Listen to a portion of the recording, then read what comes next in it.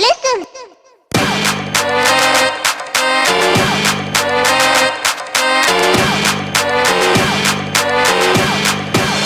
Get nerdy with me. Tell me what game that you get on. Is it card or read? I'm Jack Lutz. I'm Troy Segner. And this is the Jaime Carrillo. To talk nerdy to me, Jack Lutz and Troy Stigner, and with us, Jaime Carrillo. Rio? I love the R rolls, right? Nice roll. All of this. All of this right Whatever now. works. You give me some more, we're going to be fluent in Espanol. My first name might have a roll in it too. Right. How? How did you roll an I?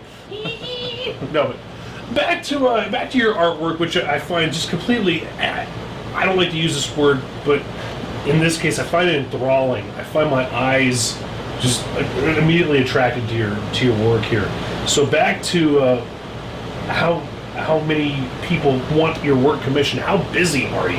Because I know that you also have your day-to-day too, and your art. It's got to be time-consuming though. It's very time consuming, and it's very feast or famine. I mean, there's months where I'm so busy I can't even stand it. I get home and I'm working as soon as I get home until midnight, and then the next day it just repeats stuff. And then there's months that go by where nothing happens. And I can imagine too. You're also a teacher. I wanted to touch up on that too. But Do we have to? during the feast parts? Ask him what class he teaches. What do you teach? I teach algebra. Not art. How does that work?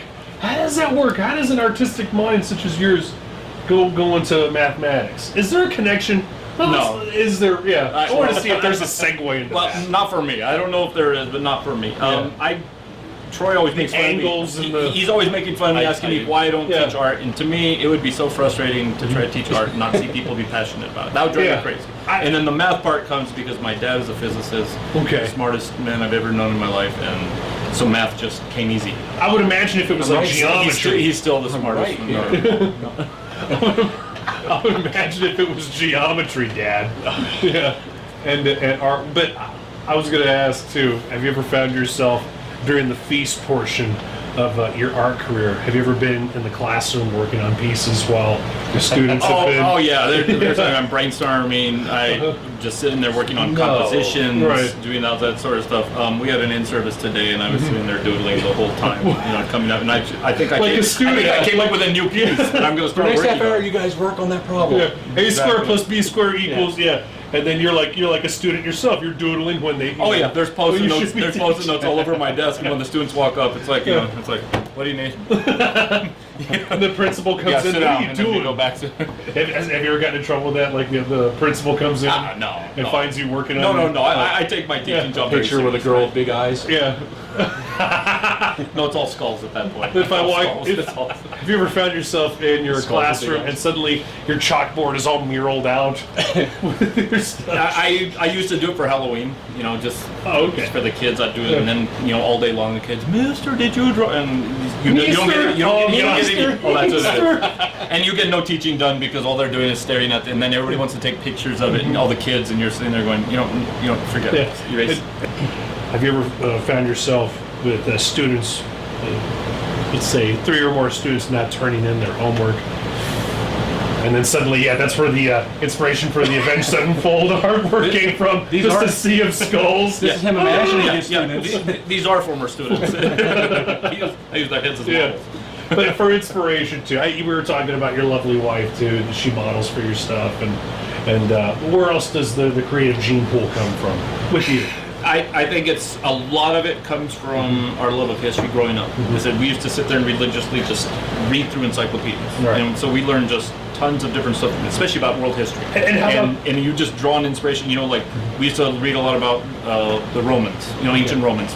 So all of a sudden you have ancient Roman armor. Well, what can we do with that? Well, if we add horns to it, it's this, and then if you turn it into a skeleton, there's so many variations you can do on it, and then next thing you know, you have a new character. Well, okay, what about comic books too? Growing up, was there a specific type of comic that stuck out to you that you're like, oh man, I hope that I get to work? Yeah, I was lame. My favorite character was Hawkman. With the nth metal. What's wrong with that? What's wrong with Hawkman? No. old Hawkman. He's lame. Like he is, but he's still my favorite. Right. He's still He's my not a favorite. superhero. Well, new He just has Hawkman armor. too could be very heavy metal-esque. Oh, now. yeah. You know, you got his Fantasy, mace very and of fantasy. course New armor and everything. Yeah, Hawkman was a big inspiration for you. Anybody else? I've seen your work with Superman, the Cyborg Superman. I remember. that I was piece. really into the Cyborg Superman. Yeah. I mostly would follow artists rather than characters. Okay, who did you follow? More recently would be Ivan Reis Reis. and Oh. David Finch.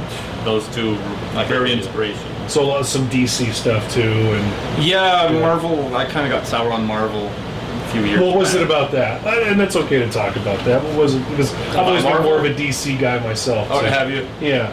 Marvel, the writing just kind of, for me, it just went sour. I love some of Marvel's characters. Do you think in this day and age now, I remember in the 90s when Image came out, and I see a few things changing now, but I wanted to ask you this. Do you feel that it is the art now that drives the comics, or is it the writing?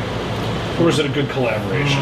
I think a good collaboration is optimal, but I think right now, I think there's the established artists that people want to follow, like myself. You know, if it's Ivan Reis or if it's David Finch, I'm going to want it. Right.